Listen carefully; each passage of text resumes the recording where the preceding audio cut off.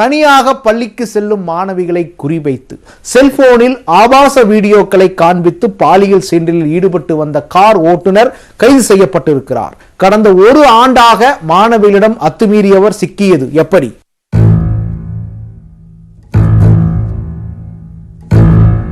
சென்னை குரோம்பேட்டையை அடுத்த அஸ்தினாபுரம் பகுதியைச் சேர்ந்தவர் அந்த 15 வயது பள்ளி மாணவி. இவர் பள்ளிக்கு செல்வதற்காக நடந்து சென்று கொண்டிருந்த போது காரில் வந்த நபர் ஒருவர் செல்போனில் விலாசம் கேட்பது போல அருகில் வந்துள்ளார். அப்போது திடீரென மாணவியிடம் ஆபாச வீடியோக்களை காட்டி தவறாக நடக்க முயன்றுள்ளார். இதனால் அதிர்ச்சியடைந்த மாணவி பள்ளிக்கு ஓடி சென்று தலைமை ஆசிரியரிடம் இதுகுறித்து தெரிவித்துள்ளார். பள்ளி தலைமை ஆசிரியர் பொதுமக்கள் உதவியுடன் அந்த நபரை பிடிக்க முயன்றார். ஆனால் அதற்குள்ளாக அவர் தப்பிச் சென்றுள்ளார்.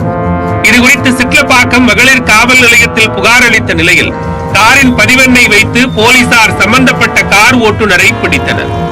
அவரிடம் நடத்தப்பட்ட விசாரணையில் அஸ்தினாபுரம் பகுதியைச் சேர்ந்த 25 வயதான சூர்யா என்பது தெரிய வந்தது.